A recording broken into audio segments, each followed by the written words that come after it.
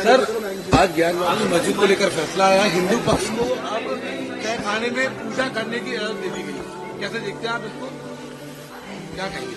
सबसे पहले ये है दोस्तों बाबरी के बाद में ज्ञानवापी का भी लगता है नंबर आ गया है। दोस्तों आज जुमे की नमाज भी वहां पर अदा नहीं करने दी गई और जो है वहां पर पूजा की इजाज़त दे दी गई है। लोगों ने आज वहां पर पूजा भी की है। दोस्तों ऐसा लगता है बाबरी के बाद में ज्ञानवापी भी हमारे हाथ से जा रही है। दोस्तों आप लोगों से गुजारिश है, आप लोग दुआ करिए हमारी मस्जिद ना जाए, ठीक है दोस्तों।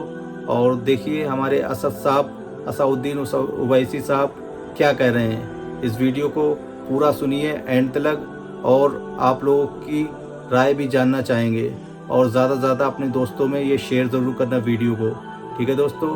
तो वीडियो सुनिए असद साहब का, असद साहब क्या कह रहे हैं, ठीक है दोस्तों। वीडियो सुनिए पूरा।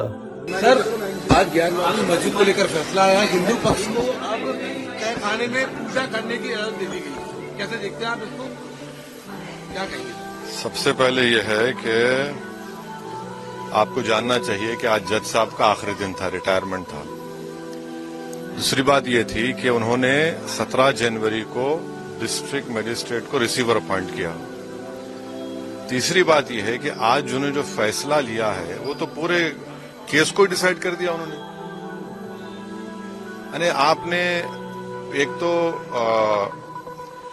कितने 93 के बाद से अब तक खुद कह रहे हैं कि वहां पर कुछ नहीं हो रहा था। अब मस्जिद के तहखाने को आप दे रहे हैं तो फिर आपने तो पूरा केस ही डिसाइड कर दिया। कितने साल हो गए, 93 से अब 30 साल हो गए। हाँ, उसमें मूर्तियां कहाँ हैं, कैसे मालूम उनको?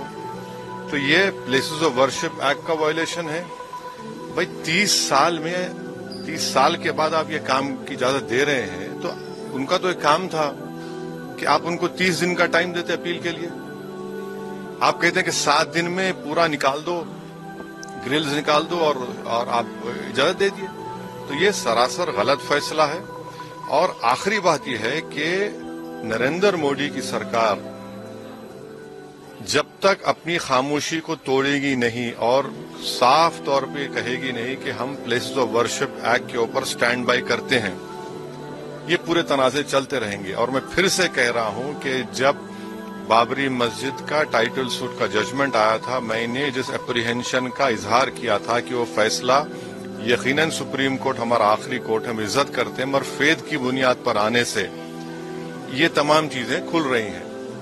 और उस सुप्रीम कोर्ट के फैसले में प्लेसेस ऑफ वर्शिप एक्ट को बेसिक स्ट्रक्चर का हिस्सा करार दिया गया था।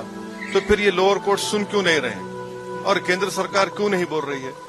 अब देखना यह है कि अब इंतजामिया कमेटी शायद इलाहाबाद हाईकोर्ट में अब इस जजमेंट गलत फैसले पर अपील करेगी। अब नहीं मालूम क्या फैसला आएगा, मगर 17 जनवरी को एक बात कहते हैं, फिर रिसीवर को बोलते हैं ये कर दो आप। आखिरी दिन आपका, खैर उनका इख्तियार है, उसको कोई रोक नहीं सकता। मैं आपके व्यूअर्स के समझने के लिए कह रहा हूं। और प्लेसेस ऑफ वर्शिप एक्ट का मतलब क्या है? 30 साल से कुछ नहीं हो रहा है, आप उनको 30 दिन नहीं देते। ये चीजें हैं। सर, झारखंड में जो ईडी कार्रवाई हो रही है उस पर क्या? नहीं, अब अभी उस सर, मेरा सवाल इससे जुड़ा हुआ है। हिंदू पक्षी लॉयर है विष्णु शंकर जैन, उन्होंने ये कहा है कि हमारी बड़ी जीत है। आने वाले समय में अयोध्या जैसा ही जब आगे बहस होगी तो उसको लेकर अयोध्या जैसा ही परिणाम आएगा। हाँ, 6 दिसंबर दोबारा हो सकता है इस देश में। 6 दिसंबर दोबारा हो सकता है, क्यों नहीं हो सकता है भाई? 86 हुआ, फिर हो सकता है जब जीबी पंत थे, दोबारा हो सकता है इस तरह।